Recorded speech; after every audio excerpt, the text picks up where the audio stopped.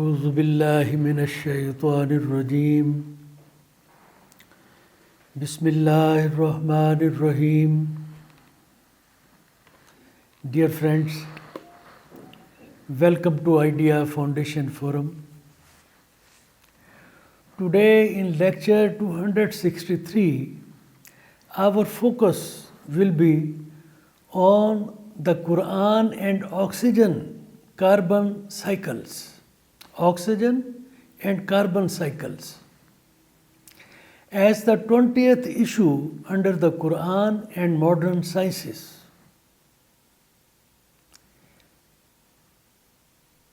It is related to astrophysics and biogeochemistry. In the previous 3 lectures, we saw how the photosynthesis and recycling systems play a significant role in sustaining life on the earth by providing necessities of life like the oxygen and carbon. Now, we will see how oxygen and carbon cycles as part of the nature's recycling systems accomplish their task of sustaining life on the earth and establishing atmospheric balance essential for the earth to sustain. In previous lectures, our major focus was on the photosynthesis. Now we will include some other factors playing role in the recycling of oxygen and carbon. Both are very important. In this context, we will also see how the currently attained scientific information confirms, witnesses the Quranic information revealed on these wonders of the nature 1500 years ago.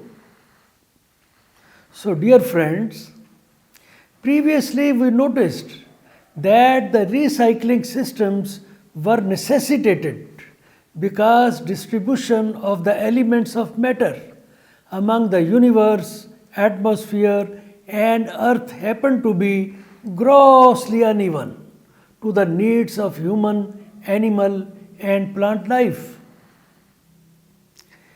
The universe on the whole comprises of 90% hydrogen while the earth contains only 0.14%, much less than 1% of its mass.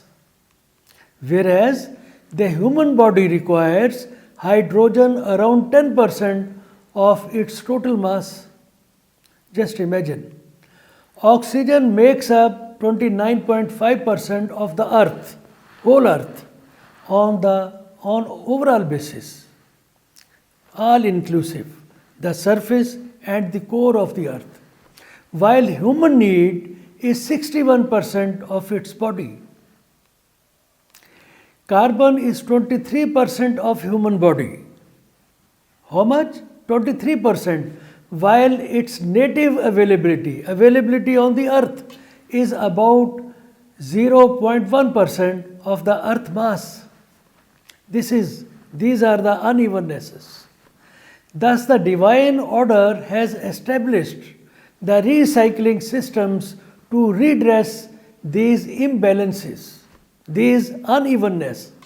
Several Quranic verses have miraculously given predictive information, advanced information, which may be understood not only the precursor of the scientific information attained on this account so far, but it may also help as a guiding vision for future research, for the future research pursuits, activities in this area of inquiry.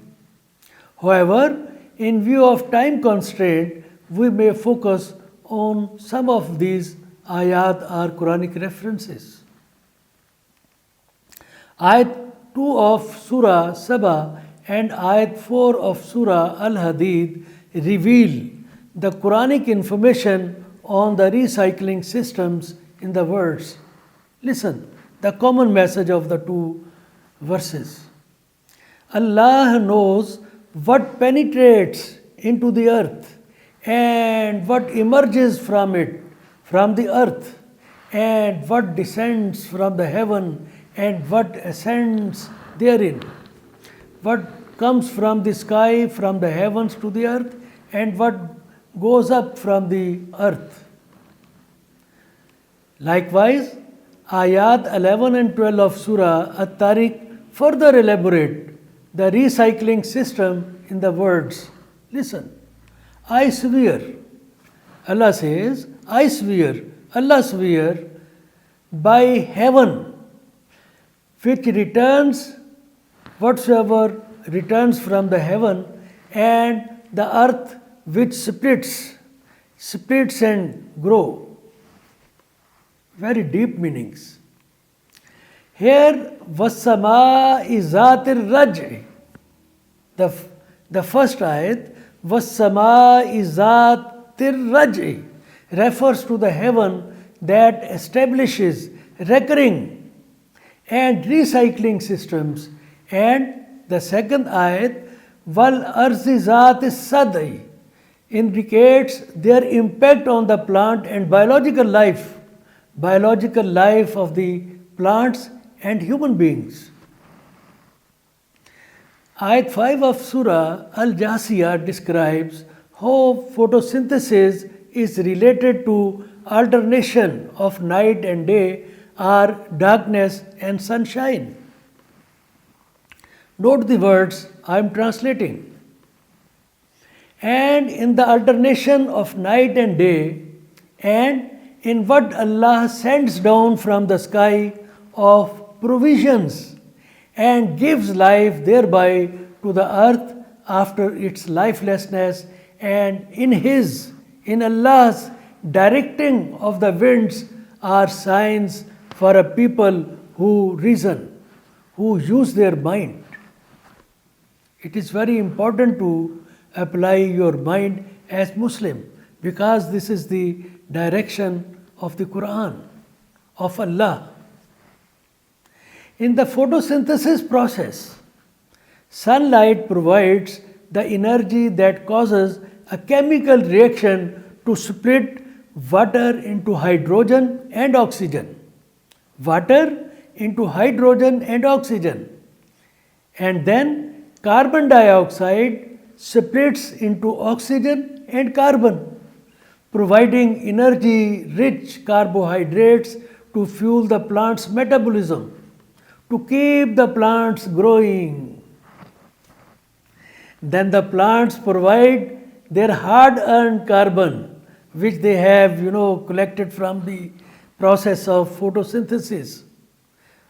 The plants provide their hard-earned carbon-based foods and oxygen to sustain animal and human life. The process also renders two more wonderful services to sustain life. What are those two wonders? The human and animals inhale the gases from the atmosphere, retain the oxygen inside, and exhale the carbon dioxide as waste. Plants, on the other hand, inhale the carbon dioxide and exhale the oxygen as waste. Thus, interestingly, rather amazingly, their life-giving provisions are made from each other's waste. Waste of human being is food for plants, and waste of plants is food for the human beings or animals. Photosynthesis process also helps clean the environment from harmful carbon dioxide gas given out by animals and burnt out fossil fuels. Surah At-Takwir, ayat 17 and 18 confirm the present day phrase. It is normally said, photosynthesis wakes up in the morning. It is referred in the Qur'an. The ayat say, and I swear, Allah says, I swear by the night when it draws in, closed in, and all the day activities are closed. And by the dawn, when it breathes, it opens up all the activities and photosynthesis that starts to occur, starts to take place. The Quranic revelation is in conformity with the scientific view that release of oxygen by plants is at its height, at its apex, at dawn, at morning, when sun's rays are most concentrated, focused. Having the night drawn in, sets in, the temperature falls and photosynthesis almost stops. Some activities remain there which are done without the sunlight. For details on photosynthesis, lecture 261 may be revisited. As we know, many things unknown 1500 years ago. Note it.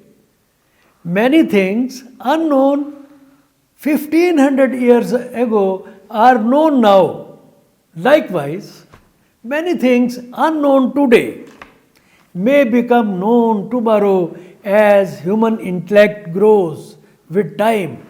That's the reason Qur'an says again and again to improve your intellect, your intellectual capacity. Such are the latent vistas of growing knowledge the man is prompted to avail in Ayat 8 of Surah An-Nahl in the words, and Allah creates other things you do not know. It means you should try to know. You should improve your intellect, you should improve your intellectual abilities and faculties and capabilities to know the secrets of nature. This is the invitation. This fact may be better understood if viewed through two other Quranic revelations. What are those? One is from Surah Luqman.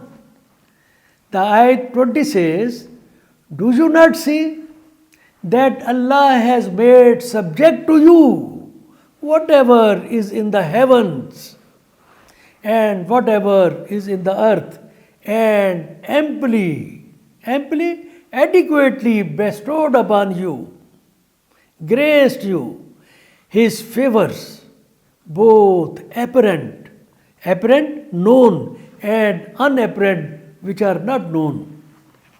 Likewise, there is another ayat, another verses from Surah Fussilat, ayat 53, that says, "Soon shall we show them our signs in the world, afaq, around them." Many signs around in the universe as well as in themselves, in your insight, till it becomes clear to them that this Quran is indeed the truth. The Quran is the truth.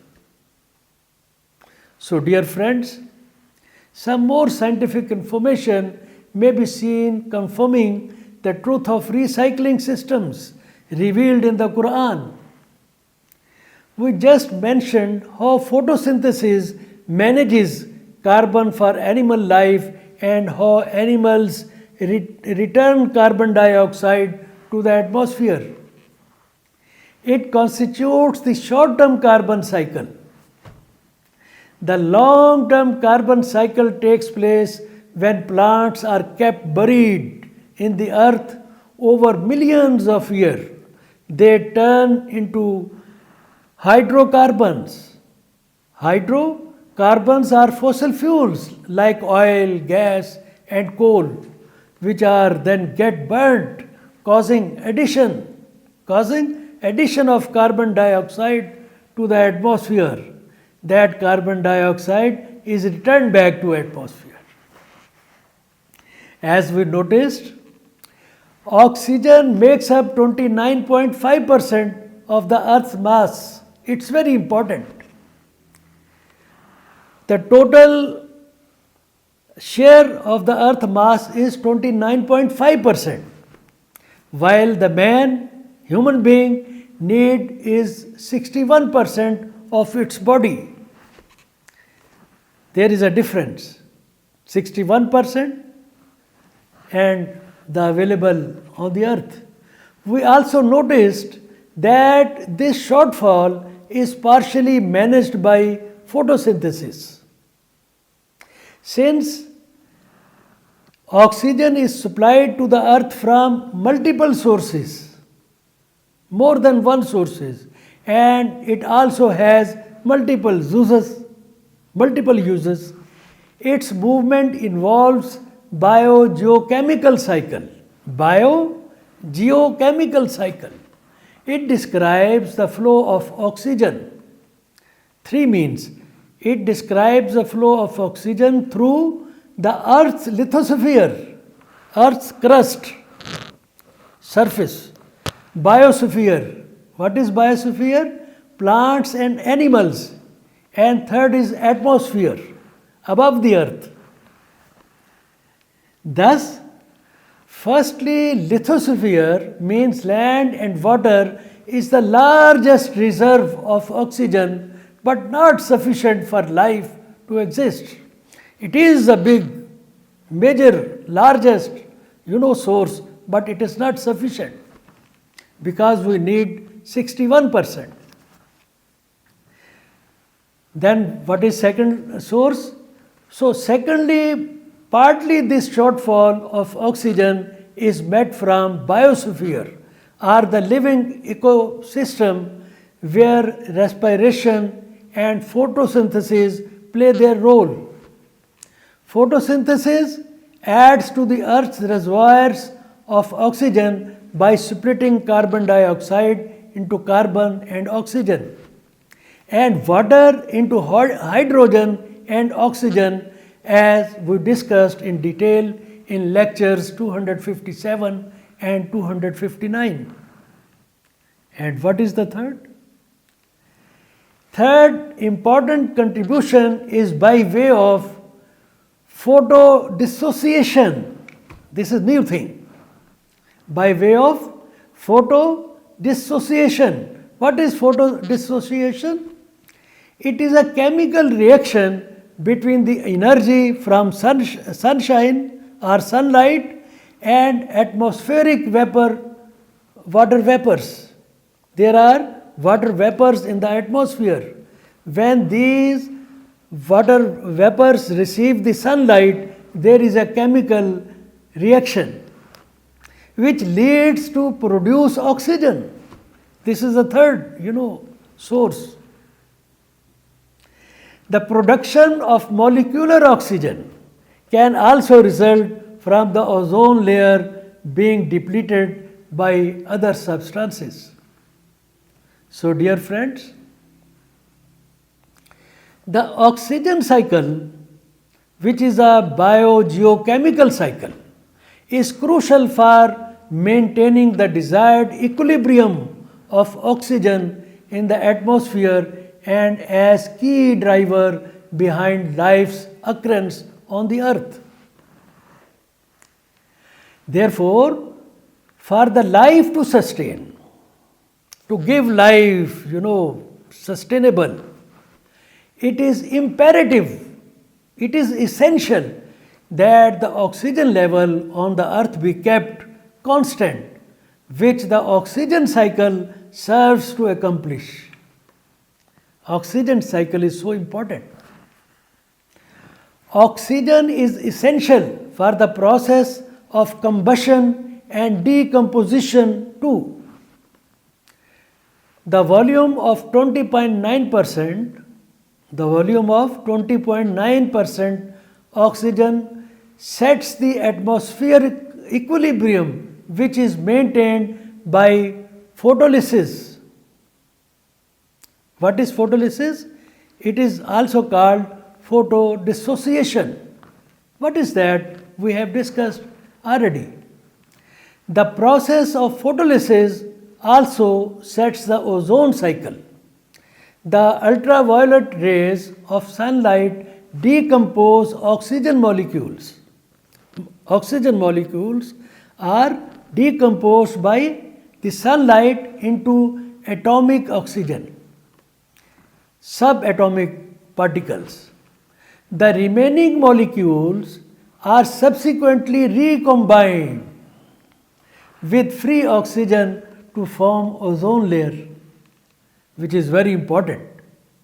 The cycle is crucial as it protects the earth from the damaging ultraviolet. Which cycle? Ozone layer, ozone recycling. This cycle is crucial as it protects the earth from the damaging ultraviolet radiation by converting it to harmless heat before it reaches to the earth's surface. These discoveries, in fact, are fulfillment of the divine promise made in Surah Fussilat, as we have already seen the translation. Its Arabic is, what beautiful words. Sanurihim ayatina fil afaki. We will show our signs in the afaq, universe, in the world, all around you. And wafi anfusihim, and in your inside, in yourself. Hatta, until yatabayyana lahum annahul haqq. You believe that the Qur'an is truth. So this is the promise of by Allah. So that is being fulfilled when we say new emerging wonders of nature, and now we are acknowledging the truth of the Qur'an. So dear friends, with this we conclude our discussion under lecture 263. Please subscribe Idea Foundation YouTube channel to watch videos of previous lectures and join us for the noble cause.